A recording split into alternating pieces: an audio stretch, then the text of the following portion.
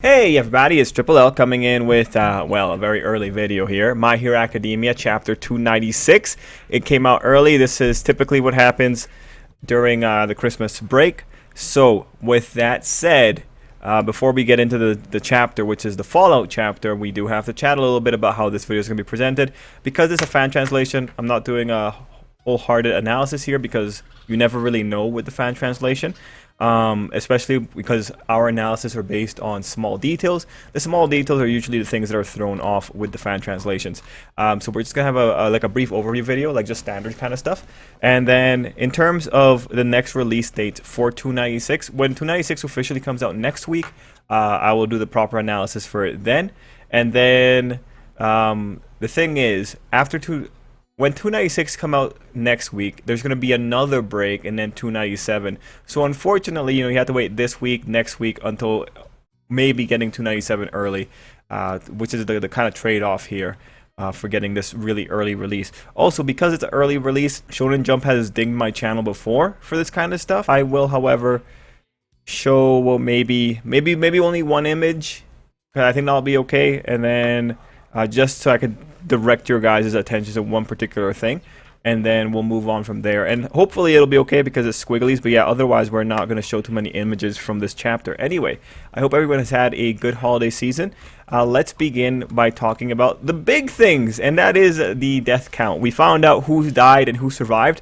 Not gonna lie, it's actually really interesting how the deaths shaked out, because in the chapter we see that Pixie Bob is alive, Wash is alive, President Mike got back into the chase, and 13 is alive, but 13 has lost an arm.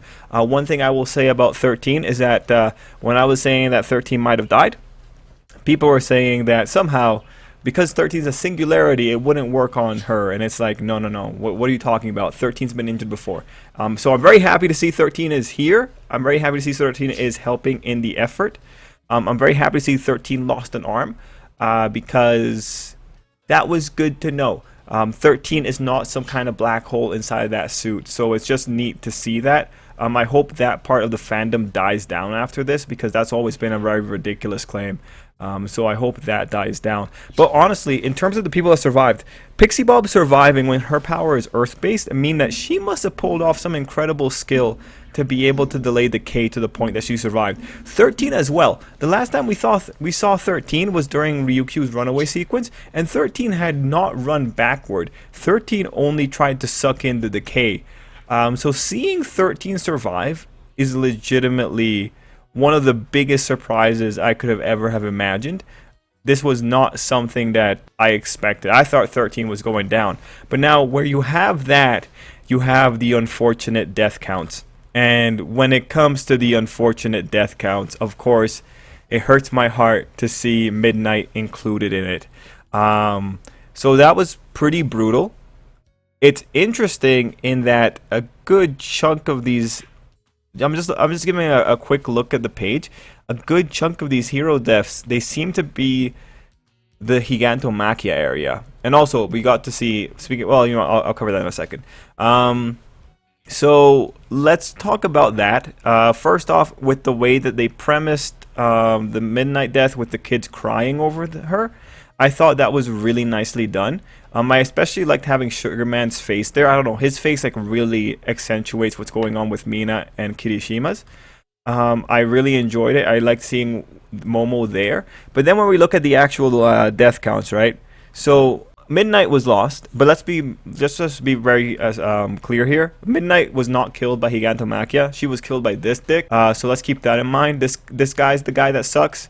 Screw him. He seems to still be at large, so screw him kind of thing. But then we have Crust, we have Majestic, and we have Exless on the second row, right? So the one who's gotten hit here hardest is technically Momo.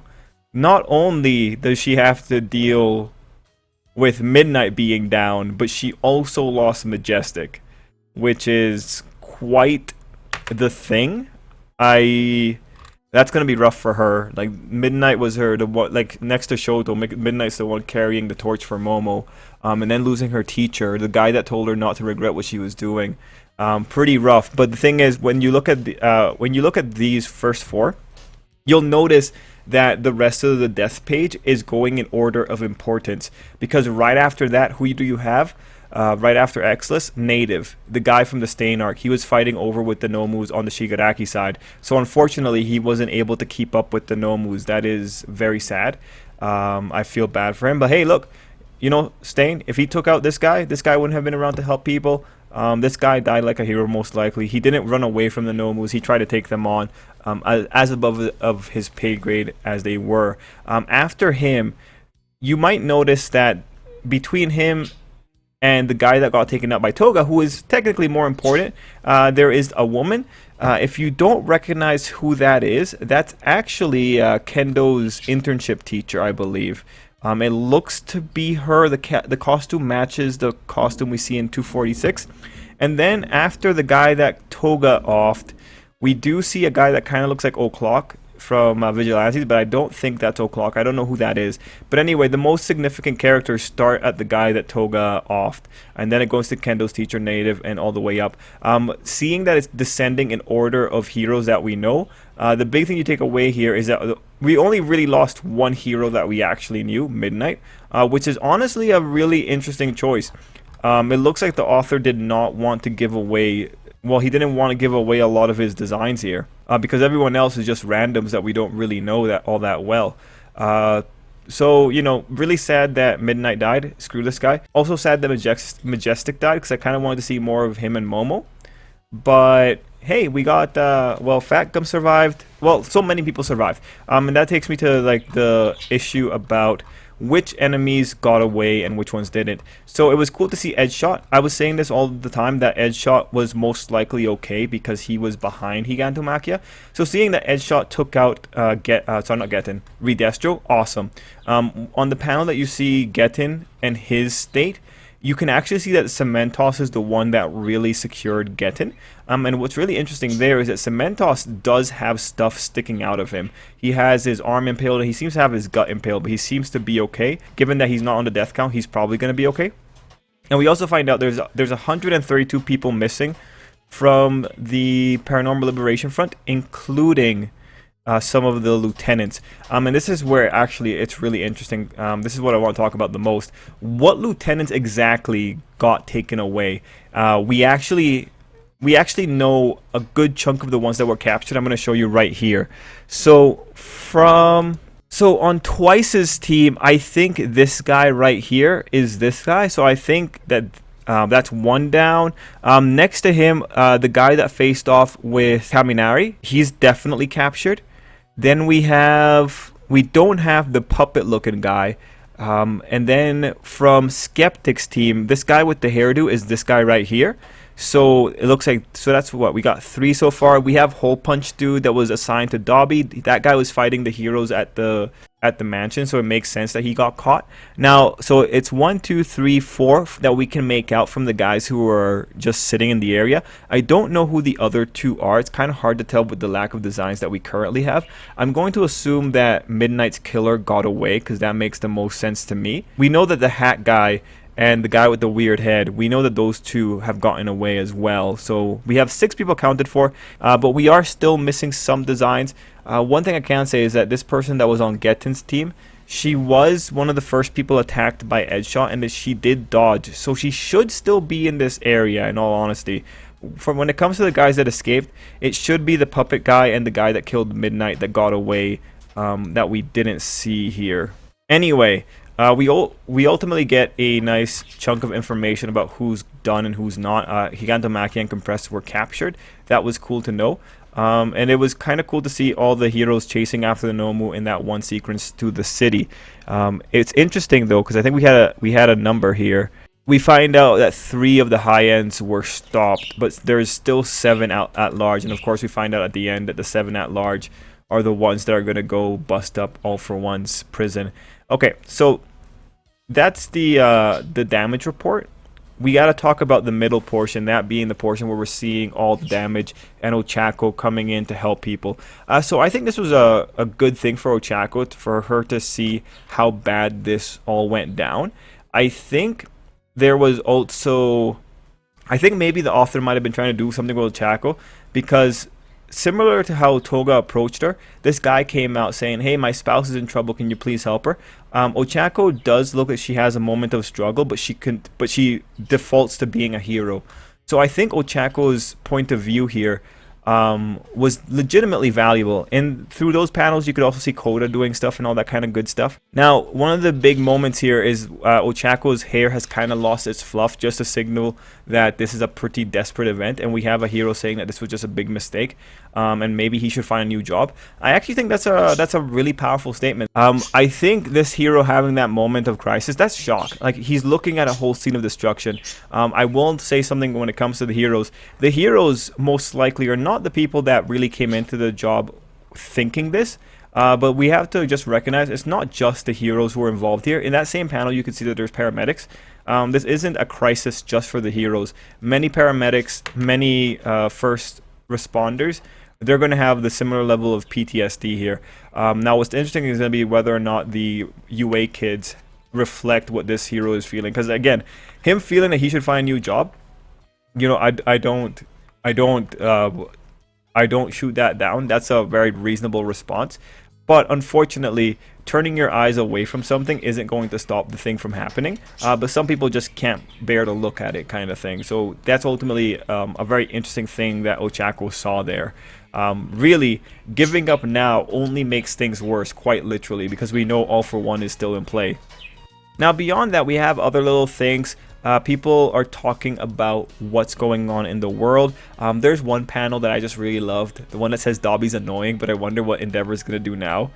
I like that the young vote is pretty much, yeah, Dobby is annoying. But I love that. I love that among teenagers, Dobby's like just this annoying guy that no one's taking seriously. But we'll have to see. It is worth pointing out the two kids that Shoto and Bakugo helped out. They think everything's still gonna be okay. They're probably living in a safe part of Japan. I mean, like, at the end of the day, only like what, 21 cities, only 2 prefectures were affected. So it makes sense that they can still be happy about things. But we'll have to see how bad this goes. Now, finally, we have the pages of All for One, and well, him saying that it's still his move. So what's worth pointing out here is that Shigaraki right now is in fetal position in the dark. That just signifies how much of a hold All for One seems to have on Shigaraki. Now, what I will say, because this is a conversation about whether or not All for One intended this, he says things are slightly outside of expectations, but it seems like this is still very much what he was hoping for, because he only says slightly outside of expectations. He's probably not thinking that Shigaraki would be as damaged as he is right now. So it's not like the best, he's not starting off with the best arsenal, but the reality is this guy's ready. So I actually like that he says that he's not giving them a time to think. So we are getting Prison Break. That's going to be very interesting. All Might's not going to be there though.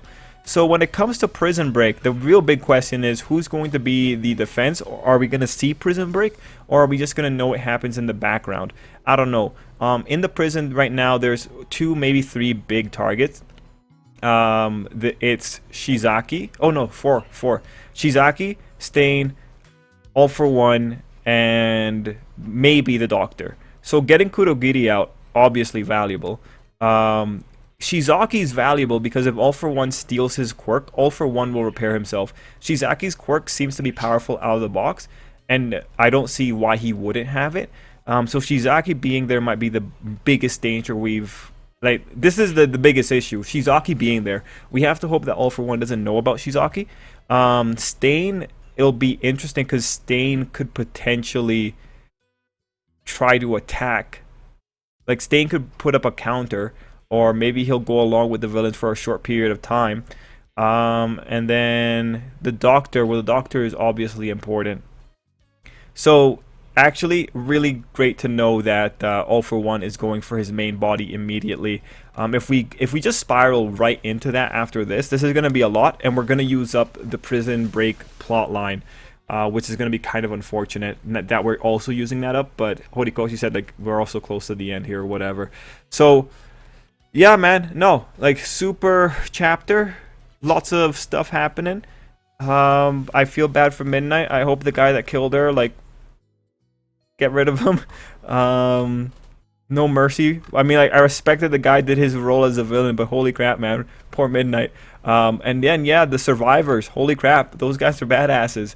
Who would have thought that Pixie Bob was gonna actually pull it off, getting rid of the K when no, like really, Pixie Bob surviving is just an epitome. Like, well, no, it's just the mark of how impressive she was with her quirk.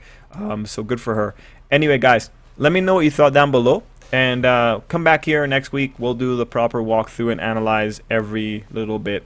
Maybe there's a little bit more details that will come out with the official translation. Anyway, till next time, have a great day. Hope you have a great new year as well.